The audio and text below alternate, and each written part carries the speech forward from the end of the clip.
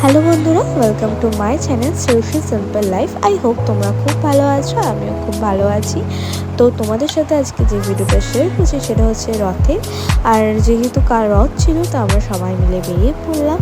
আমি গেছিলাম, আমার হাজব্যান্ড গেছিলো, আমাদের চেনা এক দাদা বৌদি গেছিলো এবং তাদের পুচকোও গেছিলো। সো সবাই মিলে বেরিয়ে পড়লাম। আমরা বড়রা ক্লান্ত হলে বাচ্চারা কিন্তু ক্লান্ত হয় না।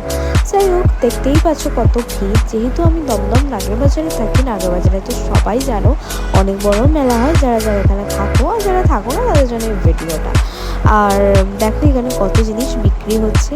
আর আমাদের এই বৌদি তার বেবির জন্য কত কিছু কিনছে, দাদার বৌদি মিলে। দেখো ওই যে চলে এসছে মেইন অ্যাট্রাকশন, দেখতে পাচ্ছ, তাকিয়েই রয়েছে ক্যামেরা দিকে। তারপর মেলা বেশিক্ষণ ঘুরিনি, চলে এলাম। তারপরে সবার জন্য বাড়ি ছেলেকে নিয়ে এসেছিলাম। আর তারপরে আমাদের একটা জায়গায় নিমন্ত্রণ ছিল, তাই সেখানে যাবো বলে একটু মিষ্টি কিনে নিলাম।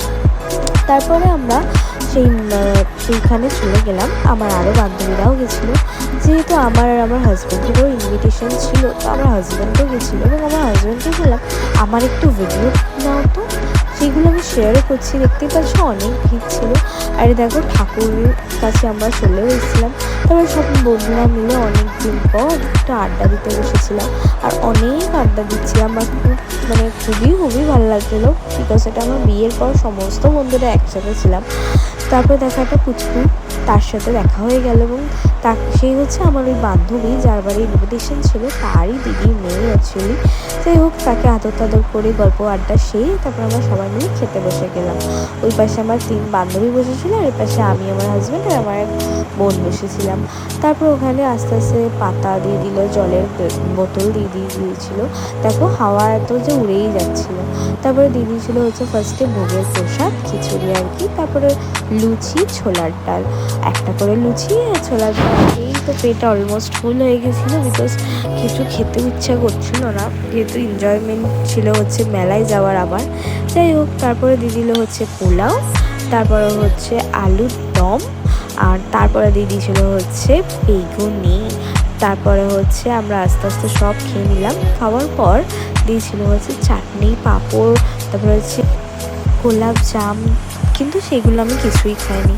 তারপরে আমি পায়েস খেয়েছিলাম আর একটু অল্প পাঁপড় নিয়েছিলাম। তারপর সবাইকে টাটা বাই বাই করে আমরা চলে এলাম, বেরিয়ে যাচ্ছি আর কি।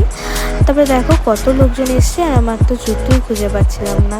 অনেকক্ষণ পর আলটিমেটলি পেলাম। তারপরে আমরা 3 জনে বেরিয়ে গেলাম হচ্ছে আবার মেলার উদ্দেশ্যে। তখন অল্প একটু ফাঁকা হয়েছে, বাট গরম তো প্রচুর, এক্সস্টেড হয়ে গেছিলাম। তারপরে দেখো ওই একটা দাদা, আমারই বান্ধবীর বয়ফ্রেন্ড।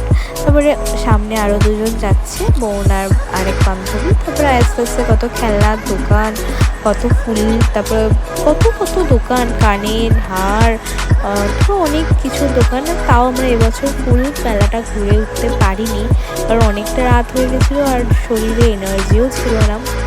যেহেতু ফার্স্ট একবার এসেছিলাম, আর ভীষণ গরমও না, আর ভিড়ও তো প্রচুর, ফাঁকাও না, অল্প স্বল্প একটু ফাঁকা, যত রাত হচ্ছে আর একটু ফাঁকা হচ্ছে। তারপরে ফাইনালি আমরা একটু ঠাকুরের দর্শন পেলাম জগন্নাথের।